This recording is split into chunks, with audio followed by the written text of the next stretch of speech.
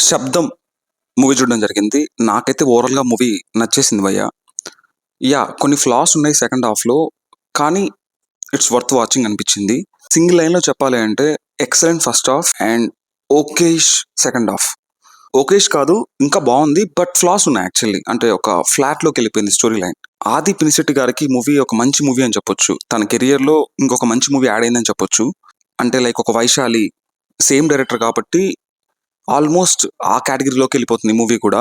'వైశాలి' ఎంత పెద్ద హిట్ అయిందో మనందరికీ తెలుసు. బట్ ఈ మూవీ అంతగా హిట్ అవ్వకపోవచ్చేమో, కానీ హిట్ అయ్యే ఛాన్సెస్ చాలా ఉన్నాయి ఈ మూవీలో. స్టోరీ: హీరో ఒక గోస్ట్ ఇన్వెస్టిగేటర్, ఒక పారానార్మల్ ఇన్వెస్టిగేటర్. తను గోస్ట్స్‌తో మాడుతుంటాడు.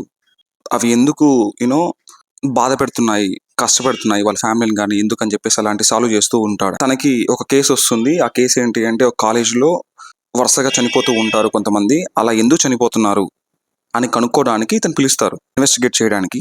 అక్కడికి వెళ్తాడు. సో అక్కడికెళ్ళిన తర్వాత వన్ బై వన్ అతనికి రివీల్ అవుతూ వస్తుంటాయి. ఆ గోస్ట్స్‌తో మాట్లాడడము అండ్ హీరోయిన్‌కి కూడా తెలియకుండా తనకి ఒక డ్రీమ్స్‌లో రావడము. సో అదొక మెడికల్ కాలేజ్. అసలు ఎందుకు చనిపోతున్నారు ఆ కాలేజ్‌లో స్టూడెంట్స్?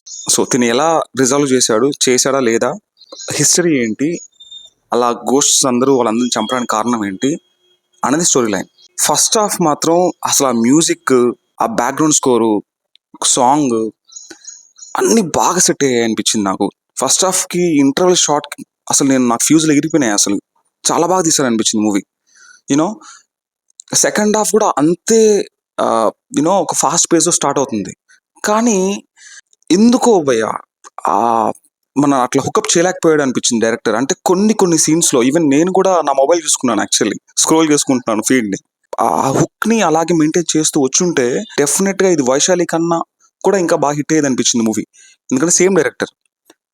బట్ ఆ లైన్ ఏదైతే ఉందో, ఆ స్టోరీ లైన్, ఆ 'శబ్దం' అనే నేమ్‌కి, అసలు మూవీ నేమ్‌కి, ఆ స్టోరీకి బాగా ఫార్మ్ చేశాడు అసలు స్టోరీ లైన్ కూడా. బట్ కొన్ని ఫ్లాస్ ఉన్నాయి. ఎందుకంటే సెకండ్ హాఫ్ మొత్తం ఫ్లాట్‌గా వెళ్ళిపోతుంది స్టోరీ. ఒక రొటీన్ రివెంజ్ డ్రామా లాగా అయిపోయింది స్టోరీ. కానీ బాగుంది. వరస్ట్‌గా అయితే లేదు. కాకపోతే మన ఎక్స్‌పెక్టేషన్స్ ఏవైతే ఫస్ట్ హాఫ్‌లో మనకి సెట్ చేస్తాడో, ఆ ఎక్స్‌పెక్టేషన్ సెకండ్ హాఫ్‌లో రీచ్ అవ్వలేదు అనిపించింది. ప్లస్ పాయింట్స్: మూవీకి major plus point story and second ఆది పినిశెట్టి గారు. అండ్ మ్యూజిక్ భయ్యా, అసలు major plus point music. Crystal క్లియర్‌గా ఉంటుంది మ్యూజిక్. మీరు ఒక మంచి థియేటర్‌లో ఈ మూవీ చూడండి. మీకు బాగా అర్థమవుతుంది ఆ మ్యూజిక్ వాల్యూ ఏంటో. అంత బాగా ఉంది మూవీ. 'శబ్దం' టైటిల్ ప్రకారంగానే మ్యూజిక్ కూడా అంత హైలైట్‌గా ఇచ్చాడు తమనన్న. మూవీ స్టార్టింగ్‌లో టైటిల్ కార్డ్స్ పడేటప్పుడు ఒక సాంగ్ వస్తుంది. ఒక గ్రాఫికల్ ప్రజెంటేషన్ వస్తుంది. హారిఫిక్‌గా ఉండే ప్రజెంటేషన్ వస్తుంది గ్రాఫిక్స్‌తో. అది మాత్రం సూపర్బ్ అసలు. బాగా చేశారు యాక్చువల్లీ. ఆ వీఎఫ్ఎక్స్ షాట్స్ కూడా, గ్రాఫికల్ షాట్స్ కూడా, ఆ ఇమేజెస్ కానీ బాగుందనిపించింది నాకు. ఆ సాంగ్ కూడా బాగుంది. ఎక్కడో విన్నట్టుగా అనిపించింది. బట్ బాగుంది సాంగ్. సిమ్రాన్ గారికి మంచి రోల్ ఇచ్చారు ఈ మూవీలో. లైలా గారికి మంచి రోల్ ఇచ్చారు మూవీలో. Negatives: second half.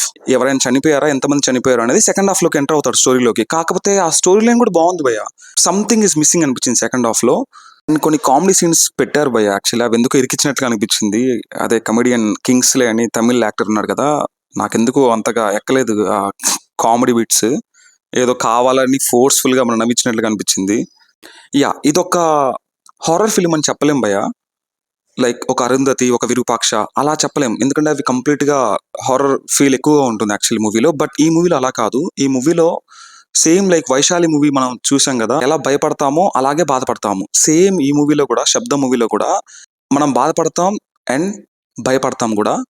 ఫైనల్‌గా ఈ మూవీని చూడొచ్చా, చూడలేమా అంటే పక్కా వాచబుల్ వన్. మన థియేటర్‌లో చూస్తే నేను చెప్పినట్లుగా మీకు ఫస్ట్ హాఫ్‌కే మన పైసా వసూలైపోతుంది. సెకండ్ హాఫ్ అంతా ఇంకా మనకు బోనస్. నా రేటింగ్ ఈ మూవీకి for 10 it can be 7. Friends, మీరు వీడియోస్ చూస్తున్నారు కానీ సబ్స్క్రైబ్ చేసుకోవడం లేదు. మై హంబుల్ రిక్వెస్ట్, ఇలాంటి రివ్యూస్ కొరకు, మూవీ అప్డేట్స్ కొరకు kindly please subscribe our YouTube channel Review Ticket. See you again. Thank you.